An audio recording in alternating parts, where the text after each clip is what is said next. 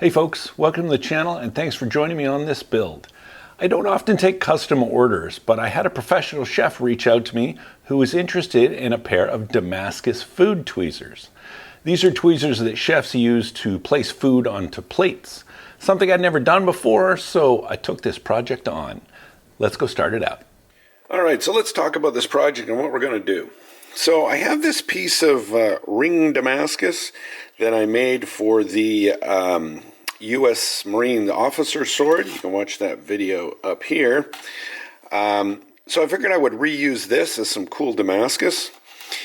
I'm actually going to layer this with some 1084 for some really dark contrast, and then some pure nickel. So let's clean this up, and then we'll get this restacked, and I'll show you what the final stack's going to look like. So here's the pattern. These gold ones, this is the Damascus. This is all 1084, so it'll etch black, and then we've got pure nickel in between. Let's get it in the forge.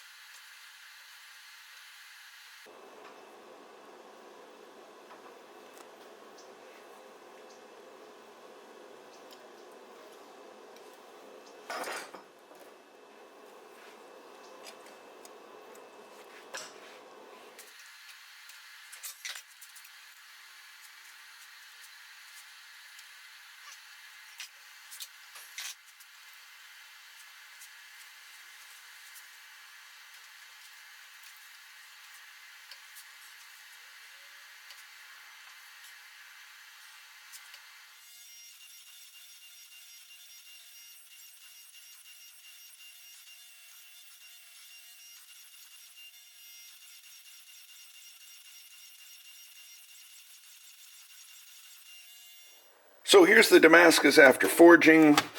It's maybe 5/16 thick, and I don't know, just over 3/4 wide.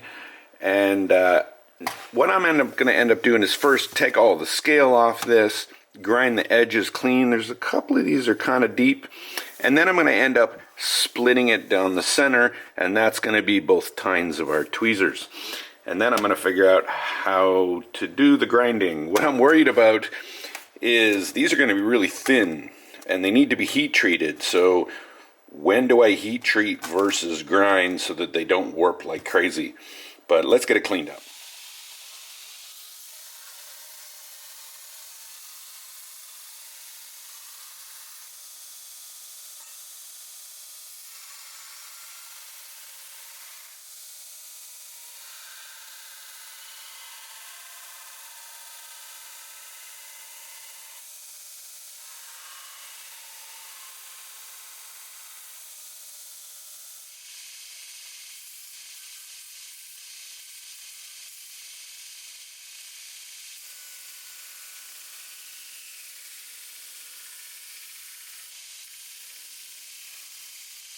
So here it is after the surface grinder. It's quite thin, probably less than 1/8.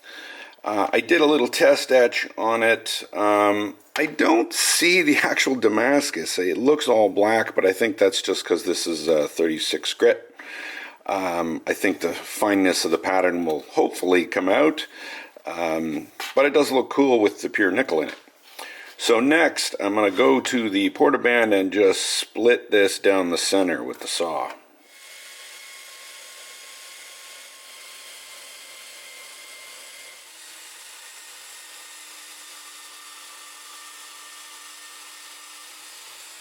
So here they are cut up, and I think what I've decided is I'm going to go taper these from back to front, make the two identical, and at least taper them this way, which way I want, and then I'm going to have to bend them identically, and then I'm going to heat treat them without thinning them out too much.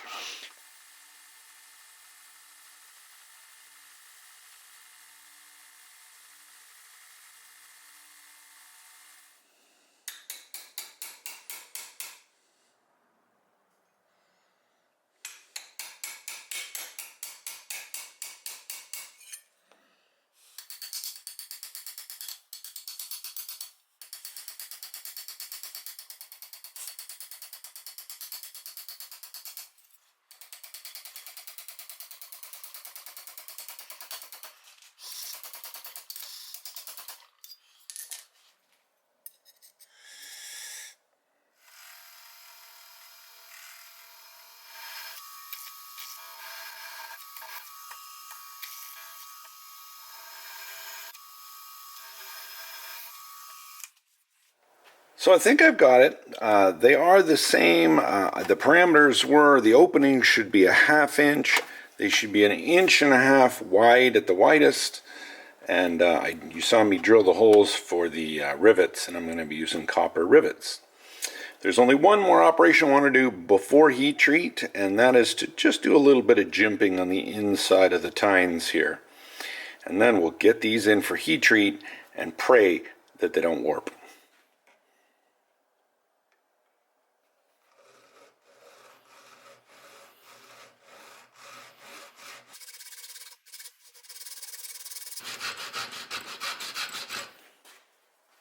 So here they are after heat treat. Sorry I didn't film that, but these have been heat treated and tempered only at 325 degrees, just because until I start to grind them, I don't want them to be too soft and too springy, so I can always temper them higher.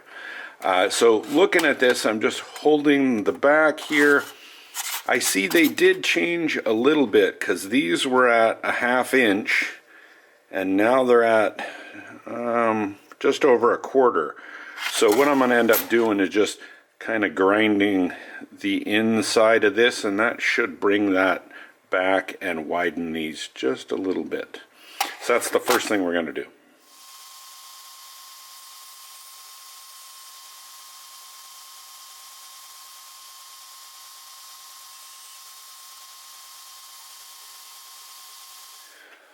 Well, I bolted these together, and then I discovered the tips don't line up pretty badly. And then I put this in a vise, and now this is straight onto the camera, and you can see that it twists.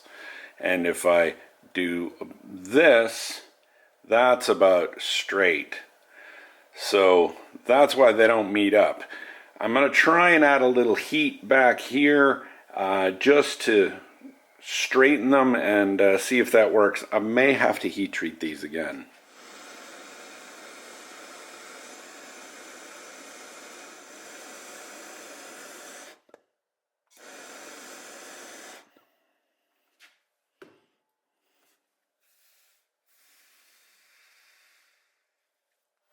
So after a bit of time and a bit of heat, they come together. See if you can see that. They come together perfectly. They're straight. I did grind the sides just a bit just to match them up. They're just bolted temporarily. Very stiff right now, but these need to be thinned out through here. So far, so good.